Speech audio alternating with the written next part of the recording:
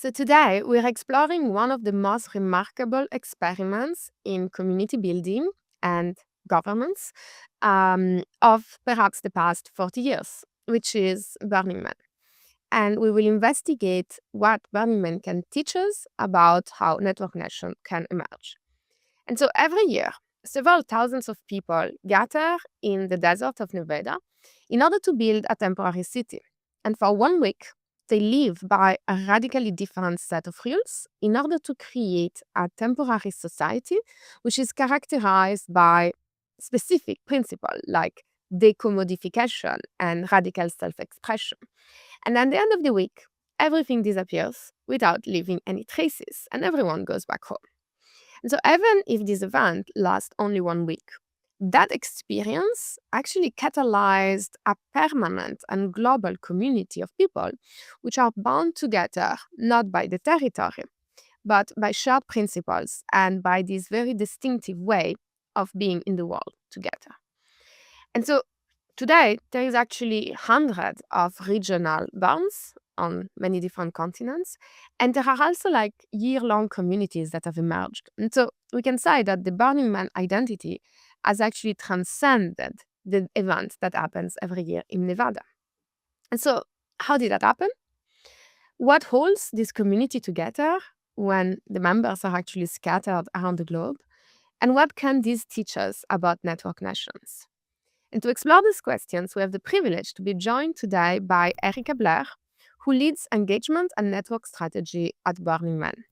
And together we will explore the extent to which Burning Man can be regarded as some kind of proto-network nations and what lesson it can actually bring us for trying to actually establish those new network nations on different communities.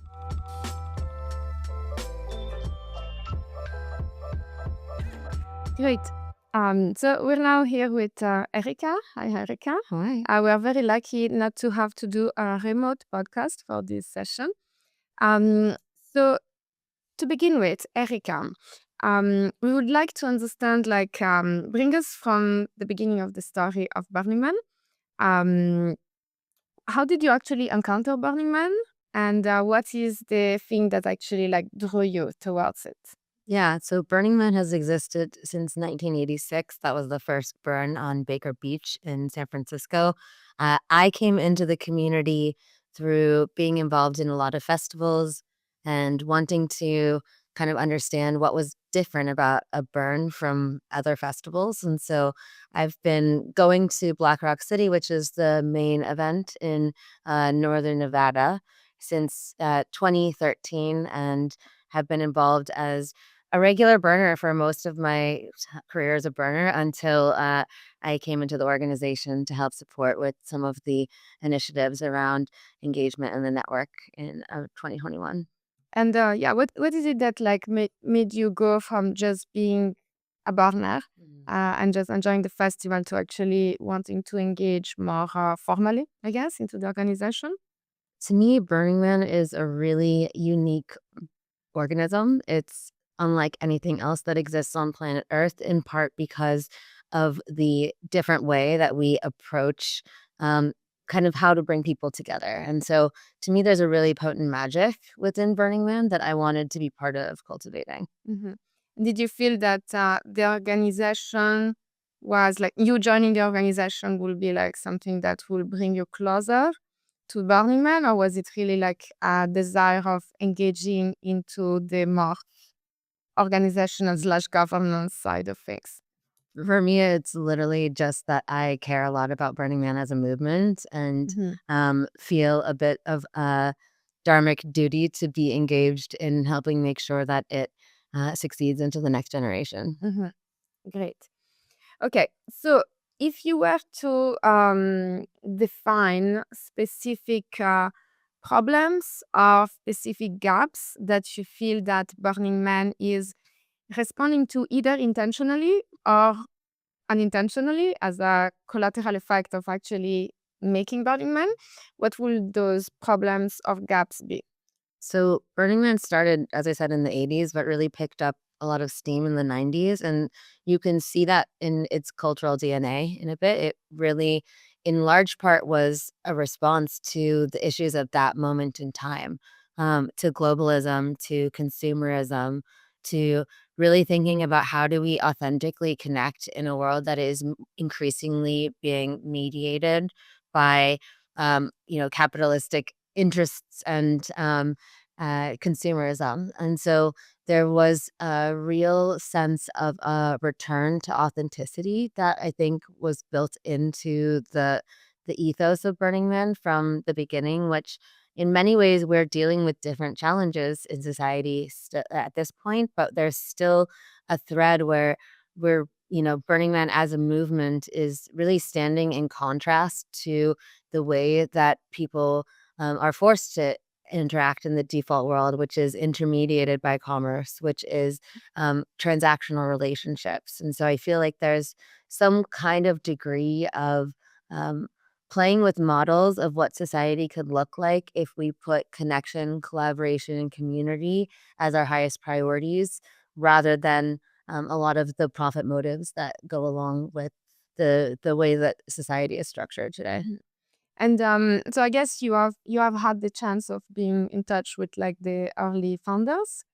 Um, would you like can you describe like the initial one, like the first one? Like what was the spark or the intention of making these initial things, and then how it then developed as obviously filling up more gaps than initially intended?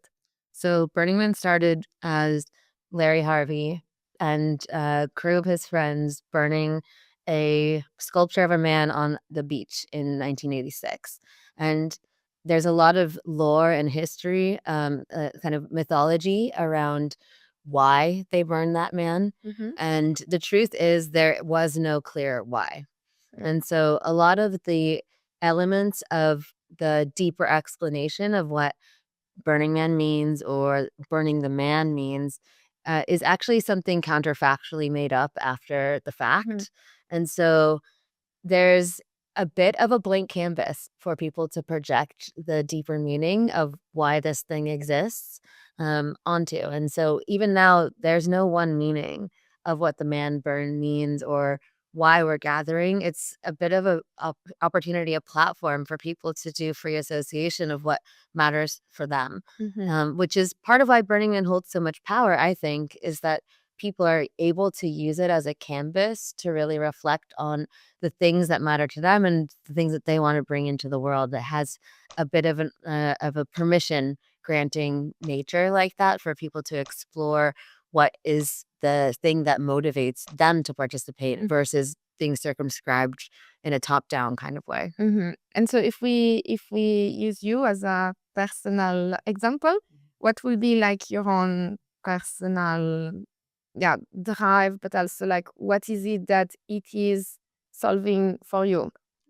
To me, the reason why I'm really interested in Burning Man as a vehicle for change is that I think of it as an agency generation uh, machine in a way, which is to say that people come to Burning Man and they start to realize that the world around them is malleable, that they're able to create things that they never thought that they could create, that they're able to be a different person than they ever thought that they were before. And so it creates this kind of flexibility, neuroplasticity to imagine yourself creating and doing in a different way in the world. And so there's a degree to which it grants people a new sense of agency to affect the world around them. And in my opinion, that's part of why I think Burning Man is so powerful is that we're actually going to the generator function of societal change, which is empowered, agentic individuals who can create the world that they want to live in. And so rather than Burning Man having a specific type of change it's Mm. trying to create, it's coming a little bit further down in the stack of ways to affect the world, which is to say, it creates the people that create the change. Mhm. Yeah, so it doesn't have like a specific direction of this is where we should go, but it's more like meta of like empowering people to go where they want to go. Yeah, and it does have a specific direction in that it really encourages people to be creative, to live in community, to work together, to be collaborative. So there are elements that are defining to Burning Man. And yet I find that a lot of people get very passionate about the direction they want the world to go, and they assume that's what Burning Man stands for. And just because my role allows me to meet such a broad cross section of the community, I have come to understand that so many people interpret this energy that they get from Burning Man to mean very different things. Some people take it in a direction where they're like, I'm so inspired to go do service or create an alternate way of gifting in my community. Other people are really inspired by the artistic expression and want to dedicate themselves to bringing art into the world, etc. There's a lot of different things that can spark in people because of Burning Man, and all of them are something that, at least from my point of view, I'm a full yes to coming into existence. And Burning Man Project as the organization is not necessarily circumscribing that this is the outcome that we want to create. What we want to create is a culture where people can be activated and can be connected and can contribute to the thriving of society. So, would that be correct if I say that perhaps if there is a mission, if there is like one directed mission, a Burning Man is to actually create a community of burners? Well, that's a good question. I would say that that's uh, almost a ripple effect versus the mission. I feel like um, the community of burners happens because people come together and co-create together. And we know that collaboration and working together is one of the best ways to gel a community. And so, in a way, I suppose you could say that that is one of the beautiful outcomes. I look at Burning Man as maybe a little bit more agnostic than that, because I think it's creating the conditions for people to create that themselves. Nice. Okay, so let's dig into that, because this is obviously a very important topic that we've been discussing in many of the previous episodes, is like the concept of shared identity, collective identity. So a lot of people usually after, sometimes some people say I'm a burner, I don't know if they have not been to Burning Man, but like many people, not all of them, but many people eventually define themselves like I'm a burner. So what does it mean when someone says I'm a burner? Because obviously Burning Man doesn't have this kind of like membership. Are you in or out? So from like a cultural, from like a psychological, from like an identity perspective, what does it mean when I'm a burner? I'm a burner, for instance. You're a burner too. What does that mean? That's an interesting one to unpack because it's not a really clear definition. And it's something that we spent a lot of time thinking about and trying to dissect, because we want to make sure that the identity that's being created is expansive enough to incorporate and accommodate all the different ways that people engage with Burning Man culture around the world. Many people think of Burning Man as an event in Nevada, and that is definitely the flagship in a way. It's the genesis point for the burner culture. And yet, for so many people around the world, it's worth saying that's not the way that they engage with Burning Man. There are hundreds of thousands of people around the world who have only been to a Burning Man that is locally in their community, or that is taking place outside of the Black Rock Desert in Nevada. And so there are around 85 official Burning Man events around the world, many more unofficial events. And because of that, it's not easy to say that you're a burner because you've been to the Black Rock City event in Nevada. And so there are so many different ways for people to engage with the concept of Burning Man out in the world. And that's something that we love and encourage, that I'm personally incredibly passionate about, creating more opportunities for people to do Burning Man where they actually live and not have to undertake the difficulty and the expense of going all the way to this barren desert in northern Nevada just to participate in the culture. So to come back to your question of what does that mean then about what makes a burner, I think when we've dissected it, where we have tended to land is that there is some requirement of participatory collaboration in person, ideally, with other people. And it is the Other people which are other burners? Oh. well, I think maybe people, it's possible that people could become burners together through. Do you need to interact with a burner to become a burner? Or can you have like a completely separate community that all of a sudden will say, oh, I'm a burner, even though they never interacted with existing burners? Well, let me just preface all of this with, this is not any kind of official position of who a burner is. This is just me exploring this concept with you because it's amorphous. It's not that easy to pin down. I personally would advocate that there is room for people who are collaborating, creating together to associate themselves under the umbrella of creating Burning Man culture out in the world, even if none of them have been to Black Rock City. And so I don't know that you have to have a pre-existing identity of being a burner to be plugged in. And at the same time, that opens up a lot of questions about what is the thing that ties us all together in this movement. And we're still figuring that out. That's something that we're navigating together as a community. I personally look around and see so many expressions of the creative, artistic, collaborative, participatory ethos out in the world. And my dream is that all of those people feel that they have other people to link arms with and say that we're doing this together because we believe that this is a way of being that matters and that we would like to see more of in the world. And so I'm just in support of whatever is going to create more opportunities for people to find each other and to work together to create the things that they wish to see in the world. And if they do that and are able to find each other because they're linked in some way to Burning Man, to me, that's a win.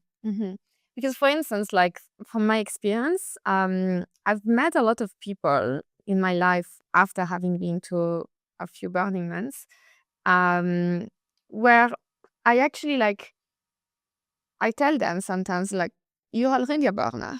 You know, you haven't been to Burning Man yet. You maybe haven't interacted with many burners, but you're a burner. You should just go because you're already a burner, you know? So it's interesting because there seems to be this kind of culture or something, the fabric within the texture of this person, which has this is just the same texture. It's just happened that they are part of that community. They are not part of the community, but the texture is actually the same. And probably if they were to connect, they will immediately find this kinship or this right?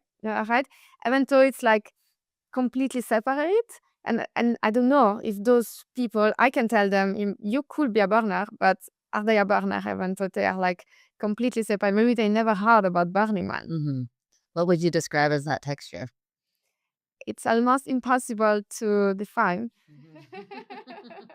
But once you know the texture, you can recognize the texture, right?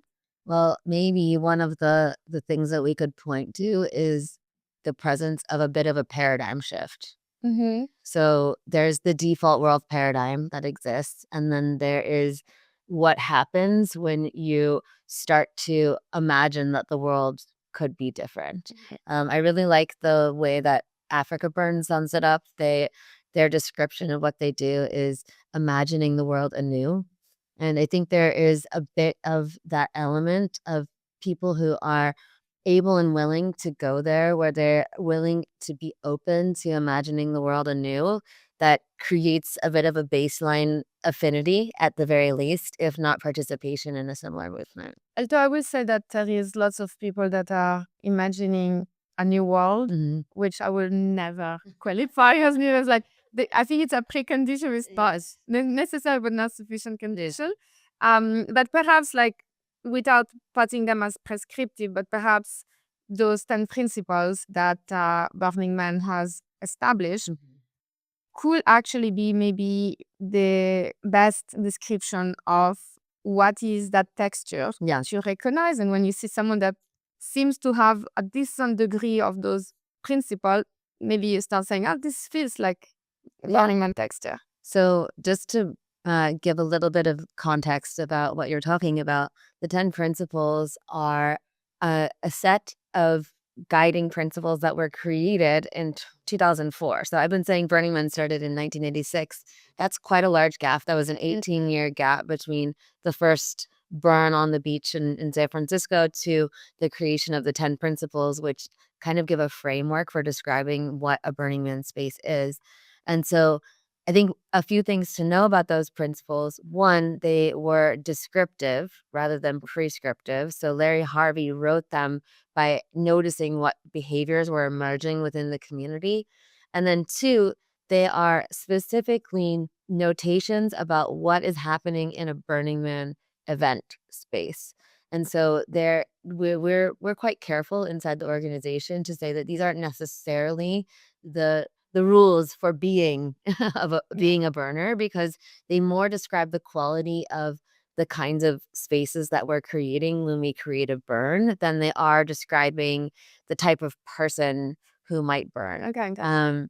Because we all might be different kinds of people in the default world, and then we come into a container that has a particular kind of character. And I'll just read out what the 10 principles are for those who are unfamiliar with them, so that you can start to get a sense of what it feels like and what kind of activities are happening at a burn. So radical inclusion, which is to say we welcome the stranger and anyone may be a burner, anyone may participate in Burning Man. Gifting. A lot of people think that Burning Man is a barter economy where you trade for things. It's actually a full gift economy where the text of describing gifting says that you gift without contemplating a return. It's all about giving of oneself and not accounting for exactly what will come back to you, which allows you in some ways to trust what Yeah. will come back to you. Decommodification, one of the most interesting ones, not even a word in English. It will give you a little red squiggly line if you try to type it into a Google Doc. It is, though, in my personal favorite principle, because it's basically saying that it's a space without transaction, and where we can put down the commercial interest and be on a connective level with one another.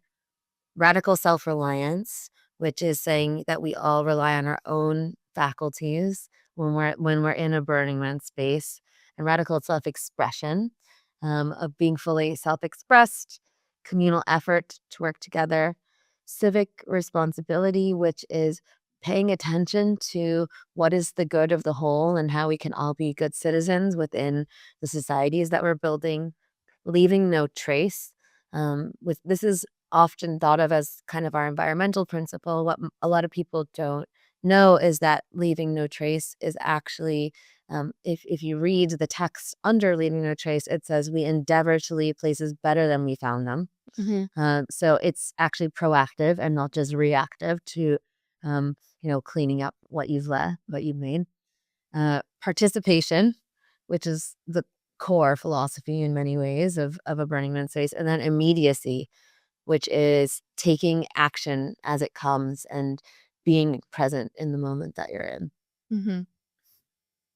Interesting. So, those principles, they emerged after 18 years, following observing that the one event, but also many other events, were somehow replicating non-intentionally those principles.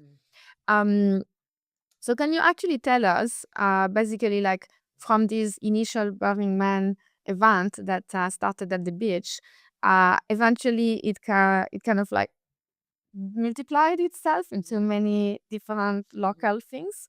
So basically, what are the various components of the Burning Man network?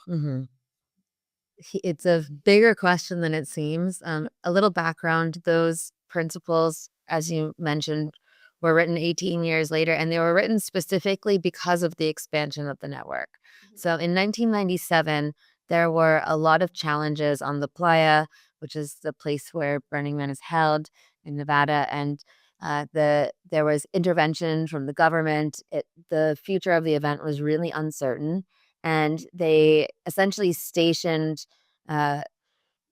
government officials at the gate and collected all the money, all the ticket money. And so Burning Man itself didn't have enough money to be able to pay back its debts for all of the things that it took to produce the event in 1997. And so the original regional burn, as we call it, came out of that moment in time where somebody needed to do something to keep this thing going. And somebody in Austin, Texas organized an event as a fundraiser to help sustain the burn in Nevada, and that spun out into its own regional event, and that now there's many events in Austin, Texas, and then that started to expand also to various places around the country and around the world where people were organizing the burners who lived in the same places as them.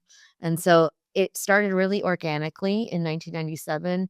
By 2004, a lot of people were asking, how do we describe what makes this thing different than a typical festival? Yeah. How do we onboard more people into what this thing is? And so there was a lot of demands for some framework to describe what a burn was. And that's where the 10 principles came from. And so they were, in a way, a gift to the network to have a clear reference point of how to align your event with the broader movement of burns. So, fast forward, now here we are in 2025, we've got this huge, extensive network of people who are super committed to creating the Burning Man culture where they live. And that takes so many different forms. There are regional burns, as I said, 85 official regional burns, many more unofficial regional burns. I believe there's over 100 places around the world where there are official representatives for Burning Man. And so there are people organizing the burner and the creative communities in the places where they live. And if you're listening to this, you're likely to have one of those wherever you live. And so I suggest you look at the Burning Man website, which will help you find the local community in whatever part of the world you happen to be in. And then there are so many different fractals of the Burning Man ecosystem. We often call it a network of networks, in part because if you look just at the Black Rock City event alone, there are theme camps, which is what we call all the different camps that come together and bring an offering. There are so many other levels. There are rangers. Camps can also be part of other bodies. Yes, absolutely. There are rangers, which are sort of the burner safety team, where they're people who walk around and make sure that everybody is having a great time and add help if needed. That's a network inside of the Black Rock City event that also has parallels around different regional events around the world. There are the people who guard the temple. There are the volunteer networks. There's the Department of Public Works that creates the city. There's so many different little pools and networks of people who are really committed to the things that they're doing. And that's just if we look only at Black Rock City. When we start to look around the world, we also see all of the different burns have their own version of that too, where they'll have a theme camp network. There's people who are organizing service events and service opportunities under the title of Burners Without Borders, which started in 2005 after Hurricane Katrina wiped out almost the whole city of New Orleans. And burners came straight from the Black Rock City event to help. And that started to spawn a network of people undertaking service and working on creating civic engagement for taking the lessons that we learned of constructing a city in the desert and bringing it out into the world. There's people that get together just because they are, interested in finding other burner lawyers or burner academics. There's a huge number of people working on sustainability inside of the Burning Man network that are prototyping different sustainability solutions when we come together in the desert and elsewhere. And so these are just to name a few of the different permutations of what the network looks like and how people group together. And so across all of this, right, there is some sense that we're all participating in the same thing, even if there isn't necessarily a formal organization managing all of those different pieces. Right. So everything emerged relatively organically, But then it seems to me that there has also been a more formal/intentional endeavor to recognize some of those things that were all organically emerging as official, and some of those things less official. So what was this intention about, and what does it mean that you're official as opposed to non-official? Yeah. So I think you're referencing mostly the events, which there is an official designation. As of this moment, we're always looking at what's the best way to handle this, and open to evolution over time. And, you have to look at it from a bird's eye view, which is to say that, Burning Man as a name is something that we know has a bit of cachet in some circles, right? There is something sexy about taking that name and putting it on an event that can get you more attention and more people. And so one of the things that we're always thinking about is how to safeguard the meaning of a burn event, and especially when it comes to commodification and commercialization, because the last thing that we want to have happen is for people to exploit this rich network of people who give out of their own desires to create in collaborative community. And because so much of what happens at Burning Man is volunteers pouring their time and energy and resources into co-creating something that they think matters. And so there is a risk, if people are able to use this term Burning Man, that there is a possibility of exploiting that kind of goodwill and gifting and the volunteer networks, etc., for personal gain, personal profit. And so that's kind of the impulse from which a lot of the thinking about creating a more officially recognized system came, because Burning Man Project needed to figure out who can use the name Burning Man and represent the thing that they're doing as being part of Burning Man. And so that's created the system by which there are several types of criteria of coherence with the Burning Man ethos and the Burning Man way of practice. And the 10 principles are one major piece of that, of saying that, you really need to have these principles active in your event, including welcoming strangers. It's not just about commodification or decommodification, right? Like, it's also about being open to anyone. That's one of the main principles as well. And it goes on from there, where you look at different ways that the environment needs to be structured to be identifiably Burning Man. And we're always playing with this too, because one of the challenges as Burning Man has expanded is that it's now operating in so many different cultural contexts. And I think there is an effort from the Burning Man Project side to make sure that it is not only one way of being and thinking that is the American way that needs to be replicated. And so we're always trying to find that balance and thread the needle between the essence of Burning Man having a certain kind of meaning while also being interpreted for the local context that makes sense. And trying to find the right balance there is not really a one size fits all kind of solution, but it's a huge area of exploration and undertaking for the people who work on the global network. So in some way, you will agree if I say that the 10 principles emerge as a descriptive set of principles, but eventually they also become prescriptive in terms of recognizing official events. It's certainly a piece of what the officializing committee looks for. And by the way, that group is actually representatives from people all around the network and the regional burns. That's not held in a super top-down way by Burning Man Project. It's a co-created participatory committee of community members. The existing events representative that decides. Some of them, yeah. Okay. Okay, amazing.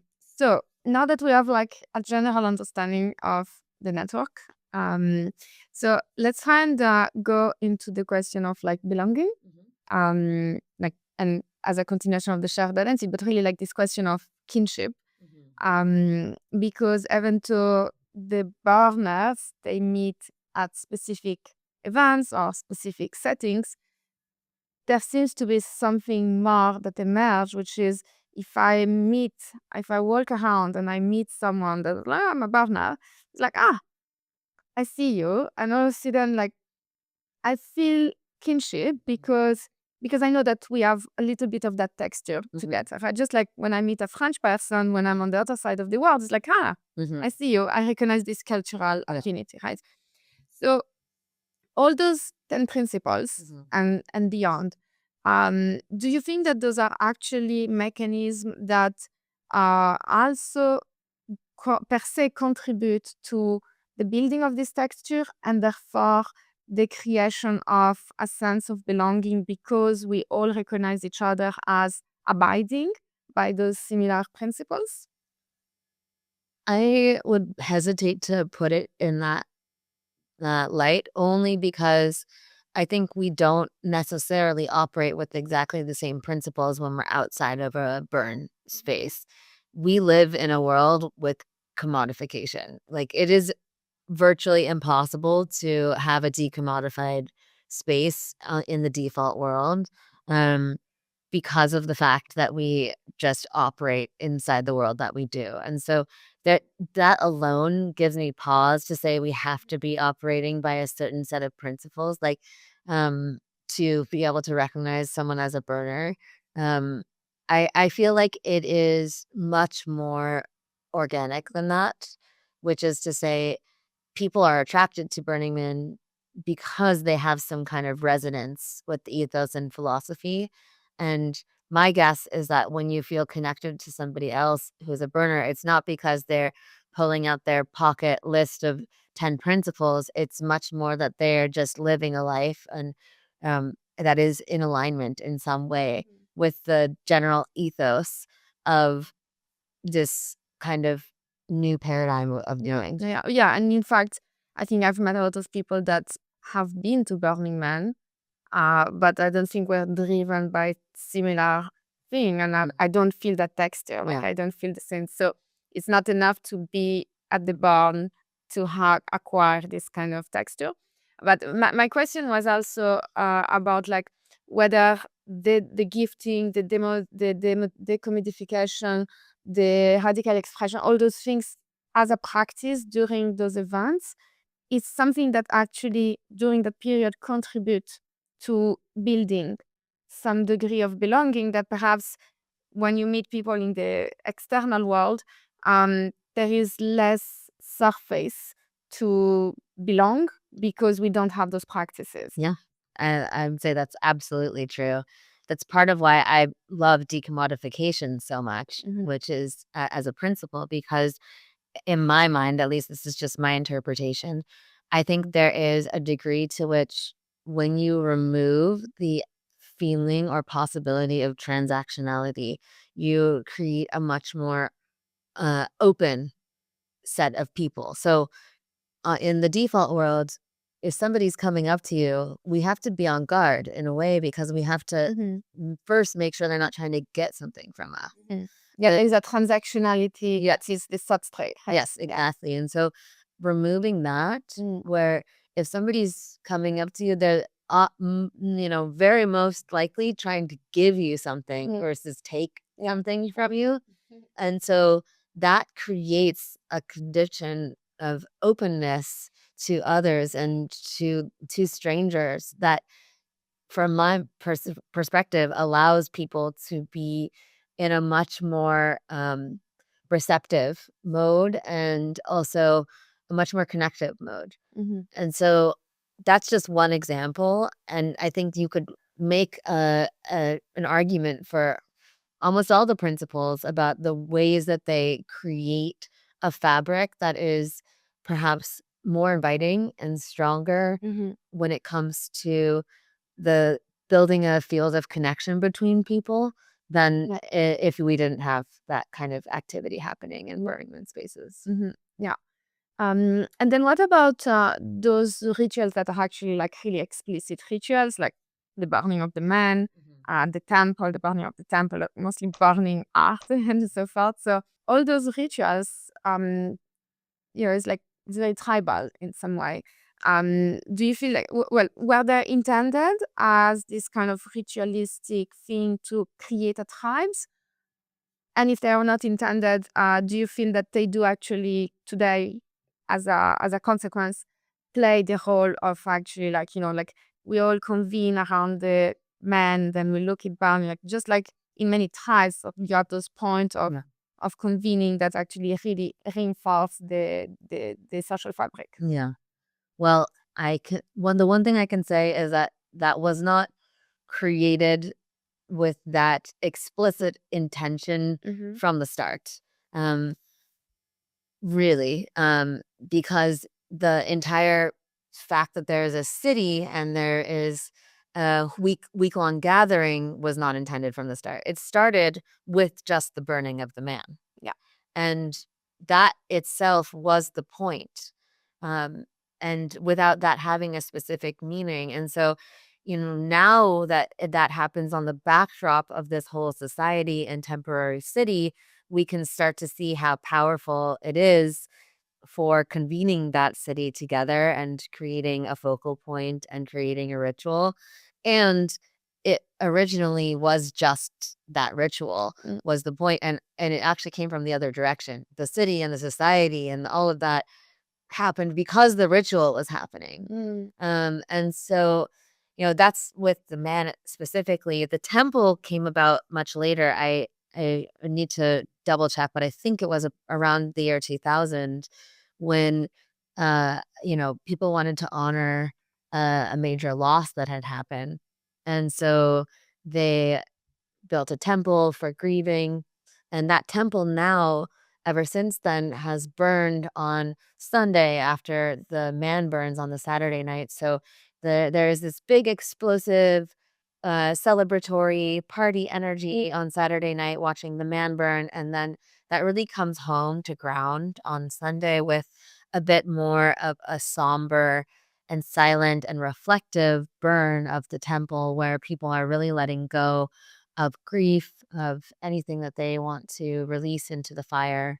And so, that itself has been an added ritual now, which I think is really important because, we look at Burning Man and many people who are looking at the Black Rock City event from the outside will see the big, the flashy, the art, the man, and forget that it's actually a full spectrum experience that involves all the emotions that a human can feel. And one of the things that comes up in that pressure cooker of a container is anything that needs to be processed around loss, around grief, around letting go. And so the temple really does serve as a release valve for all of that. And so I do think that lends a safety to acknowledging that those feelings are present and that when you come into a container like a burn with you can come with your whole self. You don't need to be just in a state of ecstasy the whole time to be burning. And in fact, recognizing the complexity of the human experience and doing it all in a compressed timeline for me is actually a huge part of the point. Yeah, amazing. And so so as part of like all those things that emerge as rituals and somehow affect the sentiment of the community around it, I think there is something that but I think many people are noticing, which is Burning Man is becoming very popular, and many people wants to go because it's cool, because Instagram, because networking, like party, whatever. So there is this question around scaling, which somehow also incur the risk of diluting the texture. And of course, the ritual is also there to on board, because you also want always new people to be assimilated, or you need to join the Burning Man Borg. But as you scale and as like new people come, do you notice over the years that there is some cultural dilution, or perhaps instead that there is like different cultures that are coexisting within Burning Man, some of them which are more burners and some of them less? Or is it just different cultures but equally burners? You know what I mean? It's a tricky question. Burners. It's a tricky question. I won't deny that, of course, there are people that come to take more than they come to give, and I would say that there is a degree to which that itself is being quote unquote less burner. That being said, I personally try not to stand too much in judgment and the way that people come and play on this campus, because I think there's such an opportunity for everybody to interpret Burning Man in the way that creates meaning for them. And I don't feel that I can be the judge of what is appropriately burning in a lot of ways, because of the fact that what might excite somebody else might not excite me, and thus I want to be supportive of the various ways that people come into this ecosystem and find their path to contribution and co-creation, as long as that's what they're doing, right? And there's I would look at it almost from a bigger standpoint than Black Rock City, because that's where most people go with this line of thinking, is like, okay, is Burning Man over? Is it only full of people who aren't cool anymore? Has it been ruined? It hasn't. That's the secret. But we really have to look at it from the global perspective, which is the angle that I typically come from, and think about more, how does the essence of Burning Man survive and become conveyed in a place where it might be so foreign to the culture that it's happening. And so, like, I think there's a really interesting set of questions around cultural dilution that become much more important in a way as we look at where Burning Man pops up around the world and the context that it's coming into being, that might require that it look quite different than the American, version of total abundance and explosions and all that, right? That come along with the Black Rock City event. And so that is really the question that I'm more interested in answering, is like, what do we really think we have to be preservationist about as Burning Man multiplies around the world, that maintains that core of the essence of Burning Man for people who may not have experienced anything even remotely like this before. Yeah. So this leads us to the spicy section. So we talk a lot about Burning Man, and as you know, I am a strong proponent of using the network nation lens to look at Burning Man, but because I think Burning Man is a great example of something that has some proto network nation features, but also because perhaps the network nation framework could also support some directionality into the future evolution of Burning Man. So in your view, and you are by now a very expert of the network nation framework, do you see Burning Man as a proto-network nation? Because of course there's no existing network nation yet, but do you see Burning Man potentially going in this direction? And if yes, what is missing? And if not, why not? I think that Burning Man is a network nation. You say there's no network nations. I think it is, because of the fact that it is clearly networked. It is many, many nodes existing around the world with some kind of uniting core. And I know the word nation can be quite controversial. The reason I think it works for this particular use case is that I think there is a degree of kinship and affinity, and that's where Burning Man is super strong in the network nations model. Um, People networked around the world with a united sense of identity and kinship.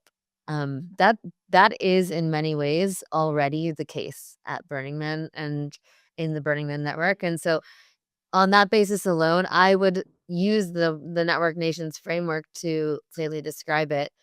I think where it starts to diverge from what I understand about the network nations model is in the area of functional sovereignty, which is to say, I don't know that Burning Man itself or as a movement needs to operate outside of the jurisdiction of other sovereign powers to Can I just, it's still, I just want to make sure, like, so with functional sovereignty as opposed to territorial sovereignty, it's not about operating outside, yeah. it's operating alongside. Mhm. But that does require an aspiration for sovereignty, where sovereignty is not, it's not because I'm sovereign that I need to be completely out of existing territorial nation state sovereignty, but it means that there is an aspiration of managing your own affair without external intervention. Even though, as long as you're on a territory, you're still subject to the sovereignty of the territory. So it's different from exiting. Yeah. So just Yeah. Yeah, and I in that definition, I do think that, at the end of the day, most people doing things want to be left alone to do the things that they're doing. And I think we have proven over time that we are willing to play with the powers that be to make things happen. And so Burning Man, works very directly with the territorial sovereigns of whatever jurisdiction a burn is happening in to make sure that the event can happen with all of the legal permits, all of the safety plans, and all of that. So, there is a degree of being very willing to play with the powers that be that I think might be slightly different in character than some of the definitions I've seen of network nations outside of this example. But other than that, honestly, I've found the network nations model to be a beautiful reflection tool for me in this seat that I'm sitting in of attempting to think about what is the future, of network stewardship inside of the Burning Man ecosystem. I find it quite helpful to think about how we can create more autonomy, more affinity, and benevolent of network stewardship as we possibly can, because Burning Man Project is in this very interesting and slightly awkward position of being the centralizing force in a very distributed, if not decentralized, network. And so, I think figuring out how to play that role with the lightest possible touch and yet not reneging on responsibilities that only a network steward could carry out, that's been a really helpful framework for me and for our organization to use as a reflection opportunity of how can we in this position show up best in service, which is ultimately what we're always trying to do. Yeah. So the reason I was saying, like, proto as opposed to network, but I agree, if we really focus on the network nation concept, I think it's very, perhaps the best example we have. But it's really like those aspirations, right? So a nation generally has this aspiration of, like, self-governance, self-determination, functional sovereignty, and so forth. So the Burning Man network, there's the Burning Man organization. So there's a lot of polycentricity. But is there an aspiration, either from the organization or from the network, of, like, engaging into collective self-governance, mutualization of resources, like really, like, creating a governance infrastructure that is not just a network of collaboration, but actually mesh entanglement, right? Like mesh things together so that it's actually more of a unit. I'm not going to say the word political, but an actual unit, as opposed to just a network of nodes that at any point can go in and out. I think that would depend on who you ask. Yeah. I have heard strong opinions in both directions.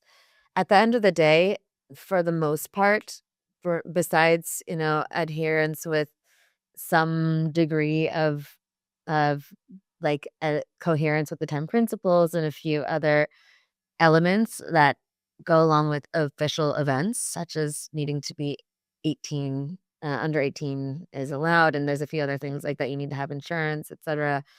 So that is kind of the main place where we, at the moment, have some kind of like regulation or rules about what people need to do. But for beyond that, for the most part, Burning Man is completely autonomous nodes. The Burning Man project does not have a franchise model. It does not take money from regional burns.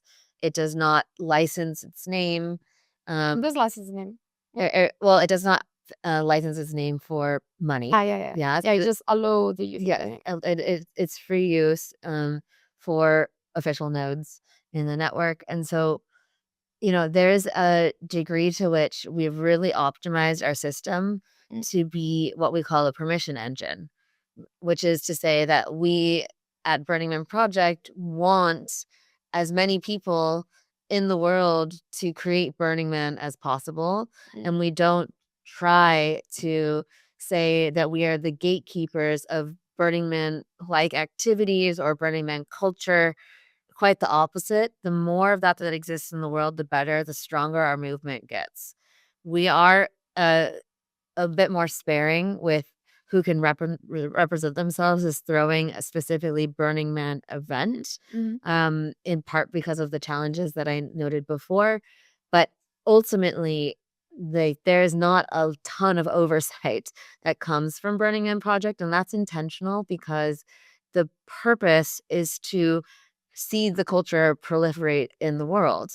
That's the mission of Burning Man Project, is to facilitate and extend the Burning Man culture into the world. And so that means that in many ways, we have not wanted to get involved in governing many of the decisions that have to happen across the network. And nor would we try to engineer a system where everything has to go through a centralized governance body unnecessarily.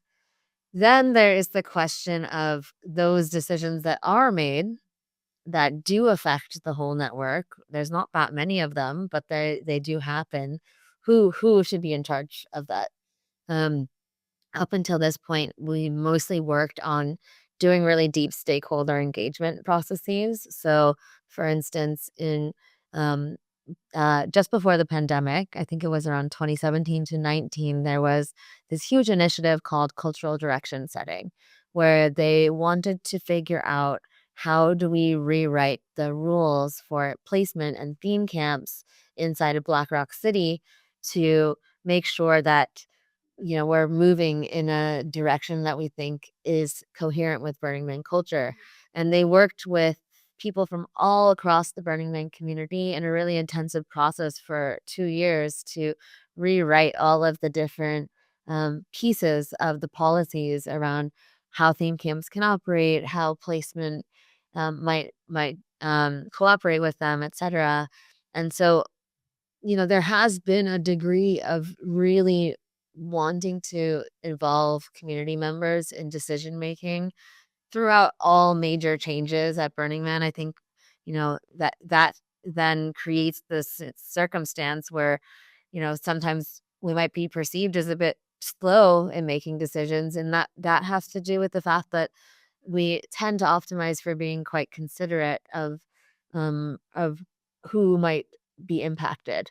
And so, there is some degree of a governance system with community members happening right now. And the question is always, what's the next evolution? And as the movement changes, as this organization comes into its, fourth decade of existence, everything is always malleable. It's Burning Man. We burn it all down and rebuild it every year anyway. That's kind of our ethos. And so I think we're always exploring what might make sense in the future. Yeah. Okay. Last question. As like your own experience, but also your knowledge of the experience of Burning Man, which has run for more than 35 years now. What would be like one big lesson that you've learned and that you think will be useful for many other of those proto or network nations out there? So I think that one of the main lessons that I take from Burning Man generally is the power of intrinsic motivation. Yeah. So this is something that I see, especially I know you have deep expertise in the blockchain world. One of the things that I see as a challenge that comes up across a lot of people designing systems is that they put extrinsic motivators front and center, and they imagine that people will be incentivized to participate based on financial rewards. And I think Burning Man to me is one of the greatest examples about the fact that what I believe to be a fact, which is that humans are much more strongly motivated by creative contribution and community than they are necessarily by extrinsic financial motivators. And so when it comes to long-term happiness and the ability for people to be really invested in a movement, we need to focus on where does the intrinsic motivation lie and how do we cultivate that. Whereas I see a lot of communities imagining that people will be willing to participate if they see financial gain for themselves. And in my opinion, that is antithetical with true community. And it also shuts down a lot of the collaborative creative impulse in us as humans just on a psychology level. And so I think there is an opportunity for anybody building any movement to ask themselves, where are people gaining intrinsic benefits? How do we motivate them by offering them deeper soul level rewards for participation and optimizing less for financial transactional benefit? Yeah, basically it's like, are you building a company with mostly extrinsic motivation, or are you building a nation, which is essentially intrinsic motivation? Yeah. Amazing. Thank you, Erika. That was great.